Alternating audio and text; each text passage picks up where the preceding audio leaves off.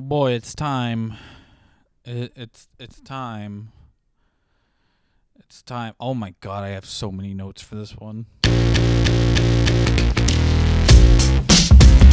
Hey, I started the last review as this, but imagine hating a movie so much you cause them to do the biggest damage control ever.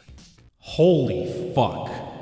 So Rise of Skywalker is a weird movie that I adore and I could watch on repeat because how wild it is. So I've described this to multiple people in my friends group.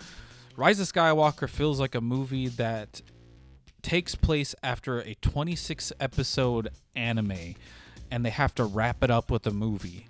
Like they there was like a 26 episode anime and now it's time to wrap everything up with the movie, and it's just they gotta go. There is no time for anything else to happen and anything else to happen or anything else to be explained. Like even the plot itself tells you there is no time. To give you an idea, this movie takes place over 16 hours if I remember correctly. In 16 hours, attacks on all free worlds begin. And if it still doesn't, the movie still has no time. Sometimes, like, Star Wars movies takes place over the course of days and months and stuff like that, of just, like, going through stuff. Like, this movie is like, no, 16 hours, the final order's gonna be at our fucking doorstep, and they're gonna be just blowing up planets that don't agree with them. This movie just fucking hits the gas and just says, let's go. Fucking Kylo Ren's got the fucking the Sith Wayfinder. We gotta go to Palpatine. Look, there's Palpatine. And fuck. So before I get into like the nitty gritty and the stuff I liked about this movie has just like a horrible history of just like edits, things like that. J.J. Abrams worked with George Lucas and was gonna make this 3-hour like endgame size movie that didn't happen because number one, like the shareholders and everyone and Kathleen Kennedy and Bob Iger, out of all people, was just stepped in and was just like, yo, haha, no. Just fucking re-edited this movie down to a 2-hour and like some odd minute movie. Like I said, there are critical analysis videos that could go into things that talk about like the in-depth bullshit that happened and just like the minutia of this. But I will say this in this video and in a special video tomorrow. Don't blame the directors or the writers for the most part. You can, like Rian Johnson, like you can get mad at him just a little bit, but don't get mad at him. Get mad at the people above them, because this version of Star Wars, these 3 movies, this trilogy of movies, was not made with the ideas of someone who was trying to put something together. This was made by a corporation who wanted to sell merchandise.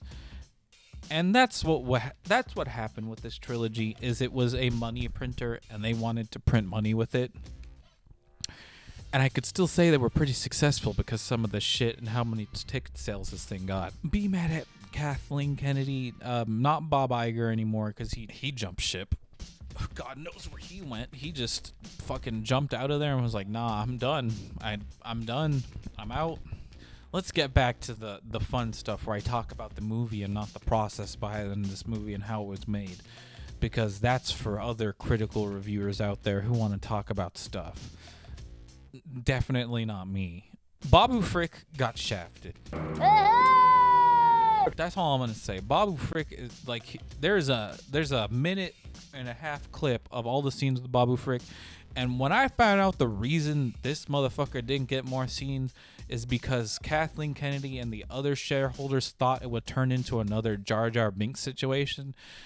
They clearly don't know why people didn't like Jar Jar Binks. If Jar Jar Binks was like, you couldn't understand, like he wasn't speaking like a broken English, like if he was just speaking like a weird language the whole time, like the one alien that was next to fucking Lando Calrissian at the end of Return of the Jedi.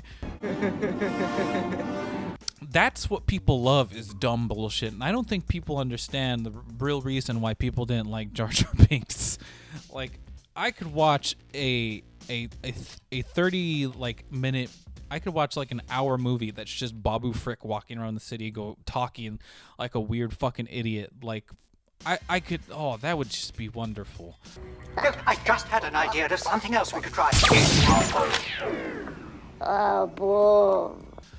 Disney executives, if you're watching this, please hire me to write the Babu Frik fucking spin-off movie. I will do that for like, we'll do it for money, but not for free because I want to get paid. But just like call me. This movie is just dumb fun. I know I mentioned how this is like the wrap up of a 26 episode anime. That's because this movie is a fucking anime. It is just wild, and the shit that they talk about and just bring up out of fucking nowhere. Like the Sith language, they bring up the Sith, they bring up Palpatine again, they bring up all this shit, and it just happens so fast, like I said. And like some of the goofy shit with the knife where she holds it up and you're like, that's where it is.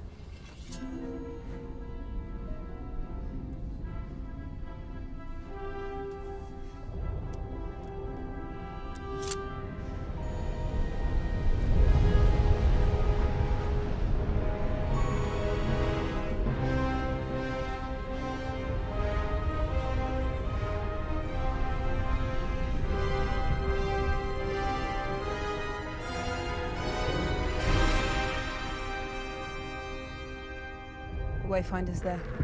You're like, oh, that's stupid. But okay, I guess for the sake of the movie, that's what we need. And they mentioned the dyad in the Force. I had to look that up. I think I've looked that up multiple times trying to understand what the fuck that is. And it's just two people who are really strongly connected in the Force, and it's because one is a Palpatine and one is a fucking a Skywalker. One of the things I had to think about really hard was that kiss incest? Aren't they like cousins? Aren't they like loosely related? If Palpatine helped,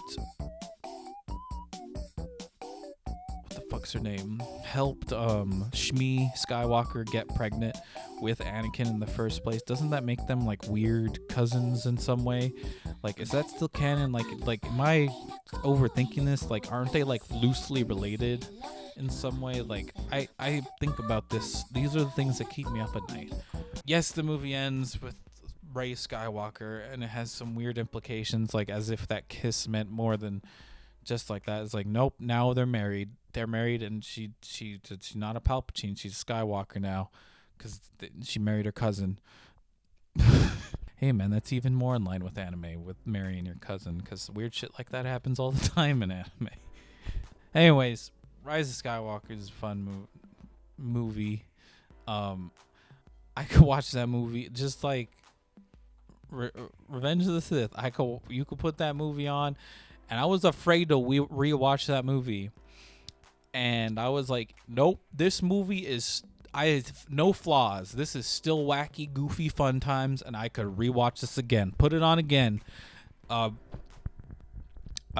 See you tomorrow for the in-depth fan talk.